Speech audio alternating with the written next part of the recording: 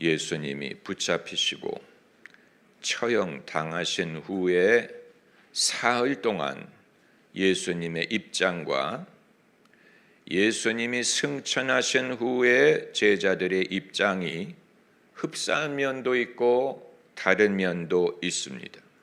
흡사한 면은 뭐냐면 예수님이 안 계시다는 거예요. 예수님이 붙잡히셨을 때는 붙잡히시고 돌아가시고 장사됐기 때문에 안 계신 거고, 승천하신 후는 떠나가셨기 때문에 안 계신 것입니다. 안 계신 것은 마찬가지예요. 그러나 다른 것은 제자들의 내면적인 상태가 이 두 사건을 비교했을 때 어마어마하게 달랐다는 거예요. 처음에는 낙심하고 두려워하고 도망가고 실패한 줄로 생각하고 고독했으나 예수님이 떠나가신 후에는 이들이 그렇지 않고 이들에게 목적이 있고, 그리고 이들이 담대하고 이들에게 주도력이 있고 뭔가를 기다리고 합심하고 믿음이 이들을 붙잡고 있었던 것입니다. 예수님이 안 계신 건 마찬가지예요. 그러나 제자들의 입장은 엄청나게 달라진 것입니다. 이것을 우리가 알기 원하고, 여기에서 교회라는 것이 무엇이냐를 발견하는 것입니다. 교회라는 것이 무엇이냐?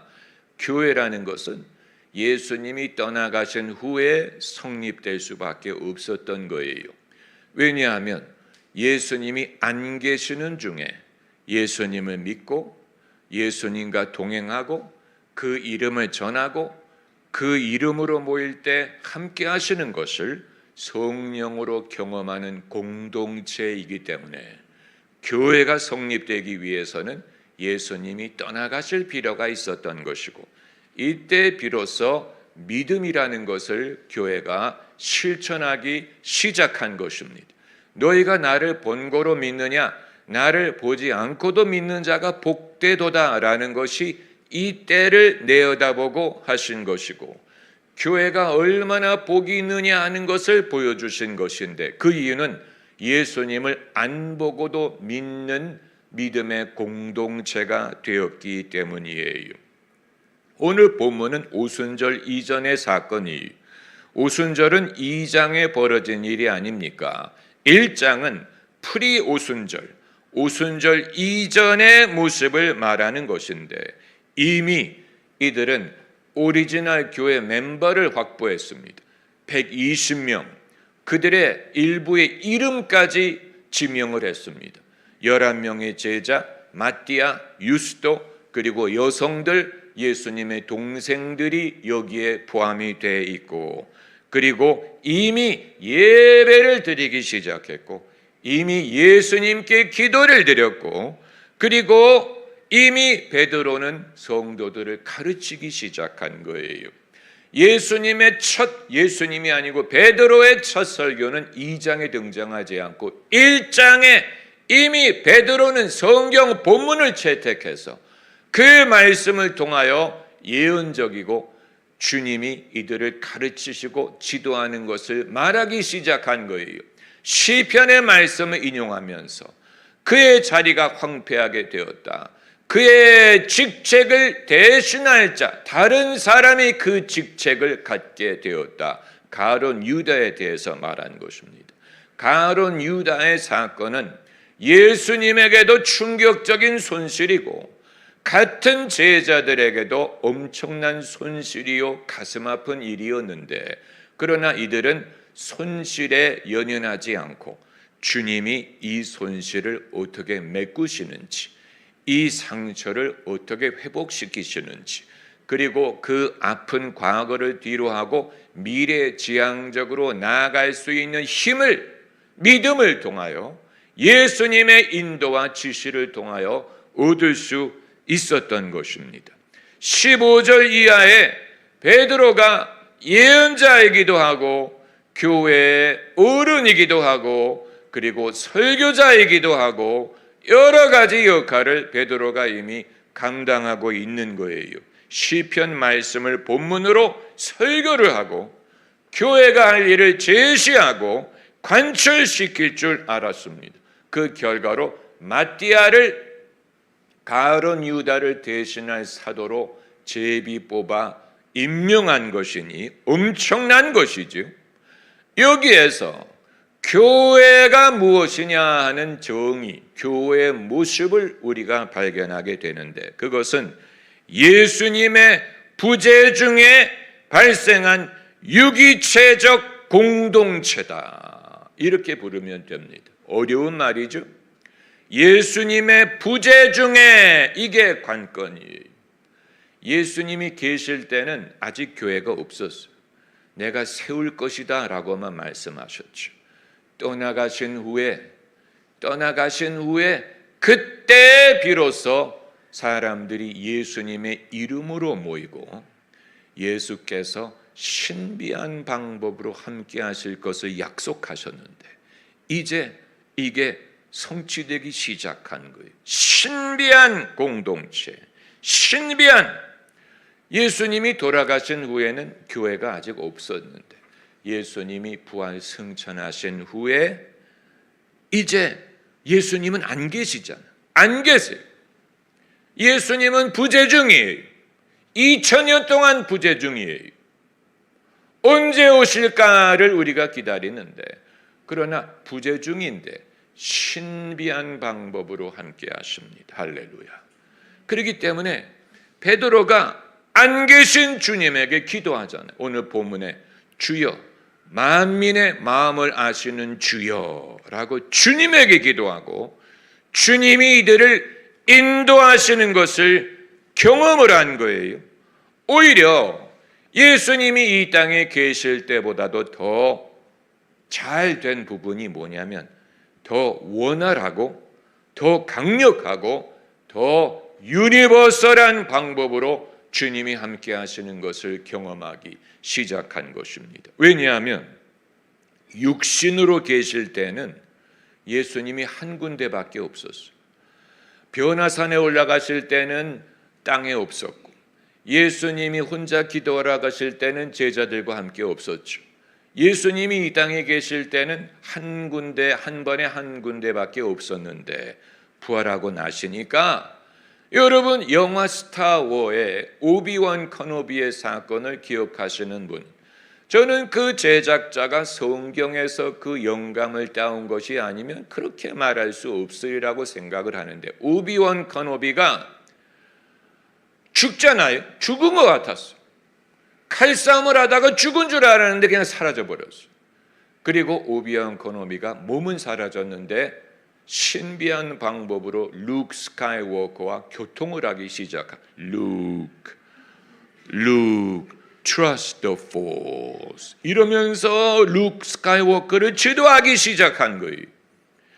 이게 예수님을 모델로 해서 그런 픽션을 만든 것인데, 그걸 보면 그게 이해가 됩니다.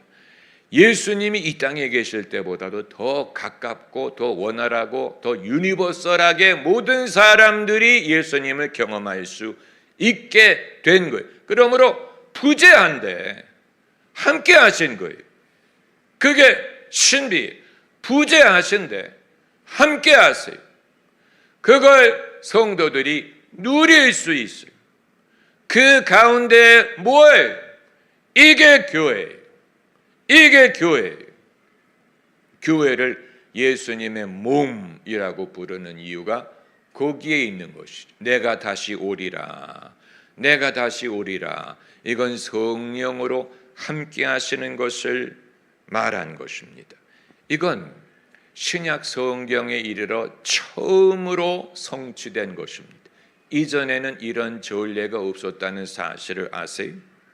이전에는 모세가 산에 올라가 있는 동안에 모세가 부재하잖아요. 모세가 부재하니까 사람들이 너무 두려워하고 초조해서 뭐를 만들었습니까? 금송아지를 만들죠. 잠시도 가만히 있는 거 없어요. 모세가 조금만 부재해도 사람들이 흔들렸고, 예수님이 변화산에 올라가 계시잖아요. 부재하시잖아요. 그랬더니 제자들이 귀신을 못 쫓아내고 당황하고 있었고, 예수님이 혼자 산에 가서 기도하시는 동안에 잠시 부재한데 제자들의 마음이 완악해져서 배가 진도를 나가지 못했고, 그리고 예수님과 제자들이 배 타고 가다가 예수님이 주무셨잖아요. 잠시 부재한 거예요. 그런데 제자들이 두려워하면서 예수님을 깨웠다 그랬어요. 이전에는 주님이 부재하신 것을 사람들이 견디지를 못했어요. 두려워했어요. 그런데 승천하신 후에 처음으로 예수님은 부재하신데도 불구하고 성도들은 당황하지 않고 두려워하지 않고 여기에 분명한 목적을 갖고 주도적인 신앙을 갖고 믿음으로 기도하고 함께 하시는 것을 믿고 지도를 받을 수 있었던 거예요. 여러분, 이건 놀라운 변화. 아마 일반 성도들 중에도 이 차이가 있는 분들이 있을 거예요. 조금도 부재함을 견디지 못하는 성도들. 그래서 교회 문 밖을 나가려고 하지 않고 늘 교회에 오고 늘 예배를 드려야 되고 늘 은혜를 받아야 되고 늘 누군가가 말해줘야 되고 늘 누군가가 도움을 줘야 되는 사람은 누군가가 자기가 혼자 있는 것을 견디지 못하는, 혼자 있다고 두려워하는, 초조한 거예요. 이건 믿음이 좋은 게 아니고 믿음이 없는 거예요. 열심히 믿는 것 같은데 사실은 혼자 있는 걸 두려워하는 거예요. 누군가가 옆에 있어야 되고 교회 모임에 있어야 되고 뭔가가 진행해야 돼요. 누군가가 설교를 해줘야 되고 누군가가 손을 잡아줘야 되고 누군가가 위로해줘야 돼요. 격려해줘야 돼요. 누군가가 눈에 보여야 돼요. 뭔가 목소리가 귀에 들려야 돼요. 이건 열심히 믿는 것 같은데 그게 아니고 믿음이 부재한 거예요. 주님이 부재한 것 같은 느낌을 못 견디는 거예요. 그러나 제자들은 아픔과 실패를 통해서 믿음을 키우는 법을 배운 거예요. 그래서 예수님이 승천하신 후에 여러분 성경을 유심히 읽어보면 예수님을 그리워했다는 성경 구절이 하나도 없어요. 그리워할 것 같은데, 예수님을 그렇게 사랑했는데, 예수님의 사랑을 받았는데 이제 안 계시잖아요. 떠나가셨잖아요. 예수님은 눈으로 볼 수 없고 손을 만질 수도 없고 예수님은 안 계신데 예수님을 그리워했다는 사람은 한 사람도 없어요. 베드로도 그렇고 막달라 마리아도 그렇고 예수님의 모친 마리아조차도 자기의 아들을 그리워했다는 성경 구절이 없고 도리어 함께 하시는 것을 경험을 하고 예수님을 경배했어요. 할렐루야. 예수님을 그리워하는 대신에 예수님을 경배했어요. 이건 어마어마한 차이가 있는. 우리는 마치 노스탈자를 마음에 품고 예수님을 그리워하는 존재가 아니고 성령으로 예수님을 경배하고 동행하는 사람들, 예수님과 교제하는 사람들이에요. 그게 엄청난 차이점입니다. 엄청난 차이점이에요. 그래서 오늘 본문에 모인 사람들이 엄청난 역량과 잠재력을 가진 사람들의 집합체였어요. 120명. 우리가 숫자에서 하나님이 하시는 일을 증거를 찾으려고 할 수 없는 이유는 숫자는 열매와 결과인 것이지 그것이 어떤 미천과 증거가 되는 것이 아니기 때문이에요. 120명에서 시작해서 전 세계로 퍼질 수 있게 했다면, 이미 한 번 그것을 했다면 우리는 다시 할 수 있고 더 이상 어떤 외형적인 결과에 좌우될 필요가 없습니다. 할렐루야. 예수님 말씀 그대로 두세 사람이 내 이름으로 무엇이든지 합심하여 구하면 이루리라고 하셨고 두세 사람이 예수님의 이름으로 모일 때 함께 하신다고 하셨기 때문에 거기에서 시작하면 됩니다. 거기에서 어디에서나 어느 시대든 어느 나라든 어떤 환경이든 간에 거기서 시작하면 됩니다. 애초에 사도들도 그렇게 시작을 했고 주님이 그렇게 할 것을 명하셨습니다. 예루살렘에서 온 유대와 사마리아와 땅 끝까지 이르러 내 증인이 될 것이다. 여러분, 교회가 그러므로 이 면모, 오늘 본문에 나오는 이 최초의 신앙의 공동체의 모습을 발견하고 그것을 배우지 못하면 교회는 무엇으로 전락하느냐? 패스토럴한 그림으로 전락합니다. 패스토럴이란 말은 목장, 목회라는 말인데 여러분, 교회 담벼락마다 흔히 보이는 것이 양떼가 있고 예수님이 지팡이를 손에 들고 눈을 넌지시 감으시고 서 계시는 모습, 굉장히 패스토럴한 모습이죠. 목회, 목양적인 모습, 안정된, 모든 것이 안정되고 모든 것이 정지된 프레임이에요. 그러나 본문에서 우리가 발견하는 최초의 교회의 모습은 정지된 프레임이 아니고 이건 다이내믹해요. 진행형, 변화가 일어나고 손실을 메꾸기 시작하고 아픔에 대해서 위로를 받고 아픔을 메꾸기 시작하고 대신할 사람을 지목하고 손실에 연연하지 않고 그것을 회복하시는 주님을 경험을 하고 그리고 그냥 여기가 좋사오니가 아니고 진행형, 미래지향적, 다이너미즘, 움직이는 교회, 움직이는 믿음, 움직이는 사람들의 운명의 공동체예요.